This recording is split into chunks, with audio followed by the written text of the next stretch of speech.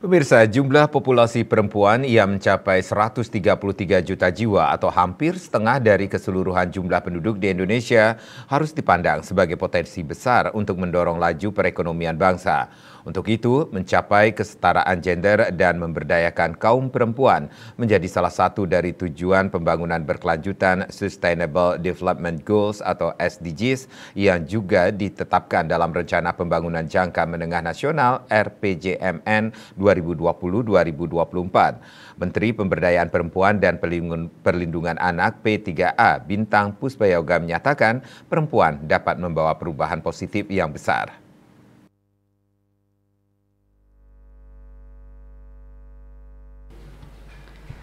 Saat mengunjungi kelompok subsisten penyintas Asmarandana di Kota Semarang, Menteri P3A menyampaikan amanat pertama dari 5 arahan yang diterima Kemen P3A dari Presiden adalah meningkatkan pemberdayaan perempuan dalam kewirausahaan yang berperspektif gender.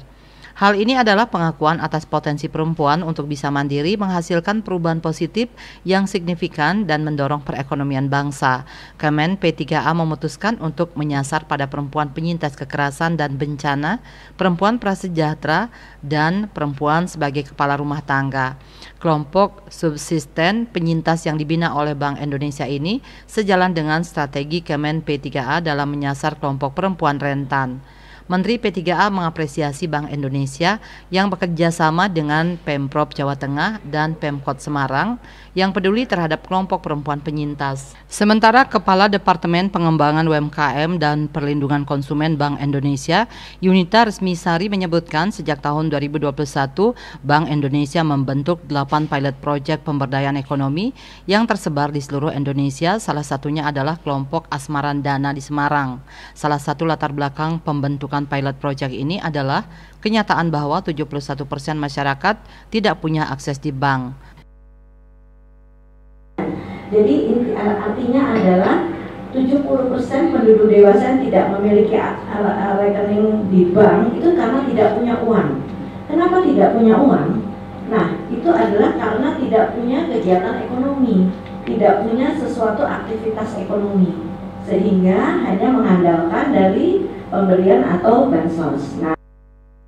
Syanas Nadia Winanto Putri, pemilik Rorokenes, pencetus kelompok Asmarandana, sekaligus motivator gender dan gender champion Kota Semarang menyatakan pihaknya bersama pendamping kelompok termotivasi untuk ikut memberikan edukasi keuangan kepada perempuan melihat kondisi literasi keuangan perempuan di Indonesia masih rendah.